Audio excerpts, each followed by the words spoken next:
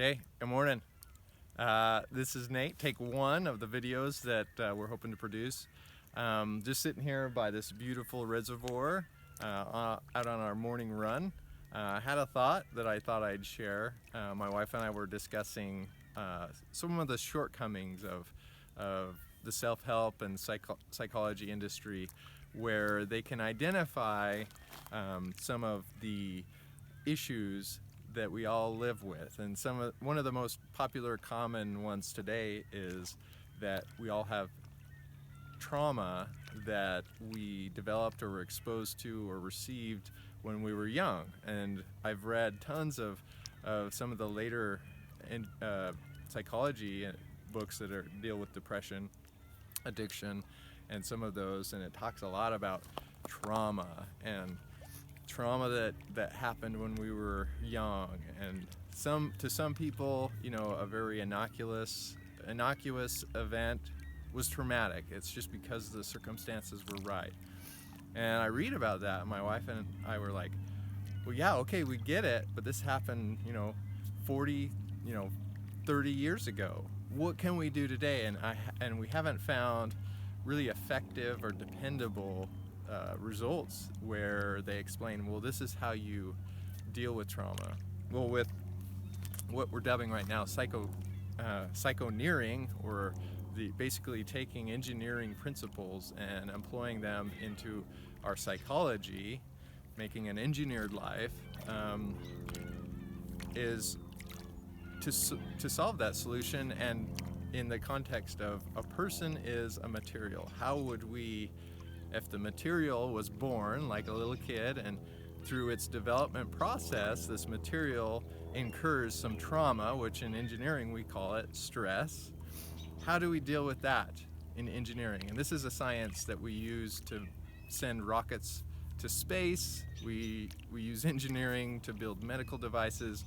I mean, engineering has come to be more of a household, routine, dependable science. And so why don't we apply this dependable science that we've been using for literally hundreds of years into our psychology? And so trying to bridge that gap that's yet to be determined right now, but I hope to determine it, is let's just talk about childhood trauma and what an engineer would do to employ engineering practices to deal with this childhood trauma. So, as I was saying, we have a part.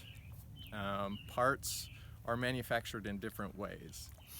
Parts are manufactured with, forging. They basically beat a hammer on some really hot metal and basically try and get the grains within that material nice and aligned to the stresses or the forces that they're going to go under. Anyway, this is kind of top level stuff, but the other way we manufacture parts is we machine them. We take basically a cutting tool and we cut off the stuff that we don't want.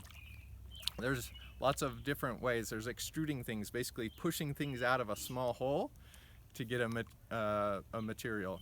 And of course there's other materials like composites, rubbers, plastics that have their own processes.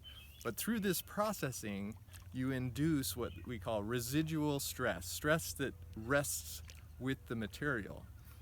This residual stress is something an engineer has to deal with when they put the part into like an airplane.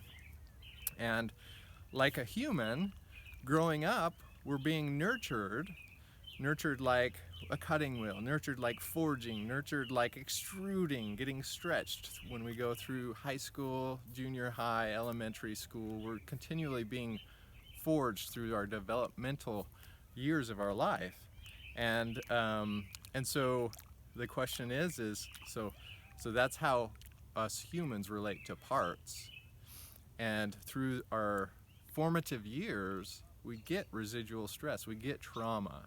And it can be different for different people, but this trauma is something that's common to all of us. We live with trauma. Well, in engineering, when we have a traumatized part, we take the part and we have different processes to what we call normalize. And that's actually a psychological term, to normalize ourselves for trauma.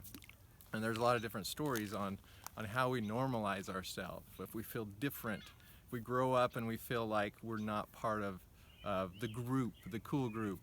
We want to normalize ourselves to feel normal, and we pick up hobbies and maybe some addictions to do that, to make ourselves feel normal.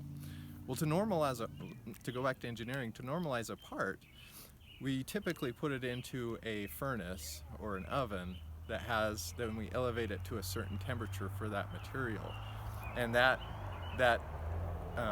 heat kind of acts on the grains, the little building blocks that make up the metal, and they start to release some of that built up residual stress. Not all the stress can come out, but that's one way we do it. And that's why when you this current approach of meditation, this current approach of taking care of yourself, that's a form of getting back into the oven and relieving some of that residual stress. So I was going to say a couple other things. With psychoneering, I'm currently working on applying stability equations to what many of us in our lives, we feel like we're about to buckle. And there is Euler, Euler a few hundred years ago developed an equation for buckling for materials, and I'm working on that right now. And it's got a lot of potential. A lot of the variables can relate directly to our lives. Another issue that I want to address is to align the vocabulary that's currently popular with mental health, align that with what we use as engineers.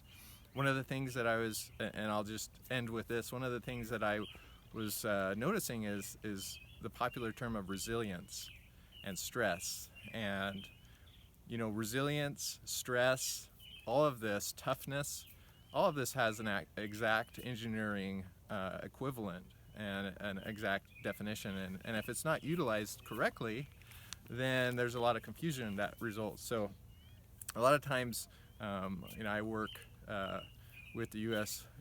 Air Force, and it has one of the highest rates of suicide. And that's a different story, and I have some possible reasons why that occurs, but they do talk a lot about resilience, and this resilience that they try and push upon people is very ineffective. I don't think it's really helping rates, but that's my personal opinion. It's because they're using the term wrong. So resilience in the engineering term is the ability for a material or a person to absorb stress without deforming, without changing, without it permanently changing who you are. There's another term that we use in engineering. It's called toughness. And toughness has a portion of resilience, but toughness is actually the amount of stress and load that you can withstand, and you will start to deform, but it's the amount of total load and stress that you can withstand right before you fracture. Fracture meaning that you just break apart, you tear apart with a crack or whatnot.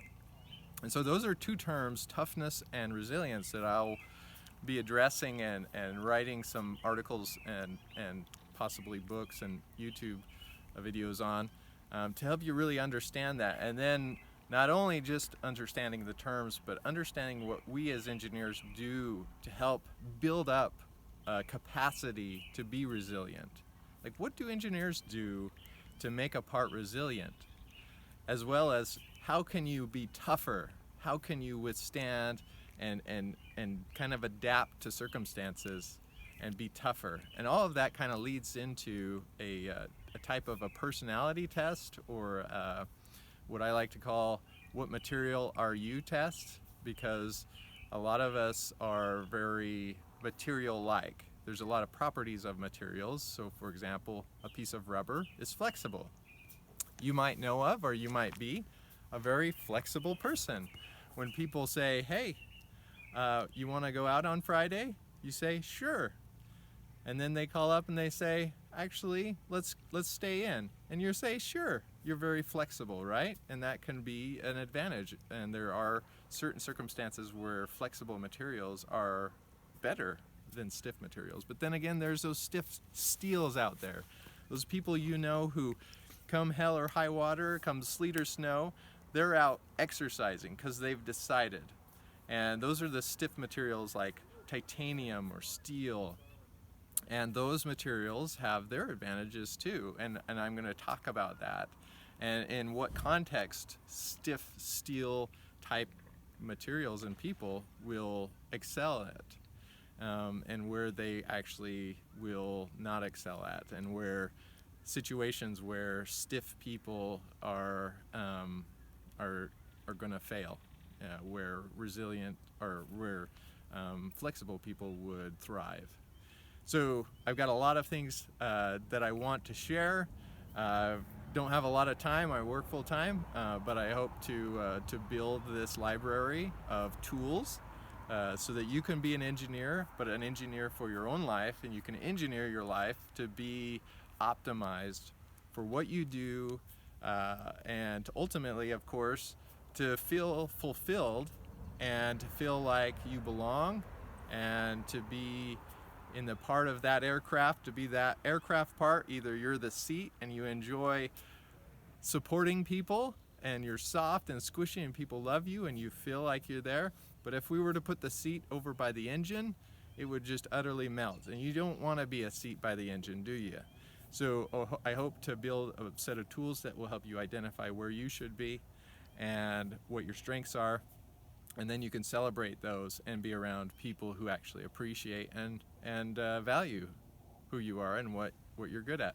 So here's me, Nate, signing off.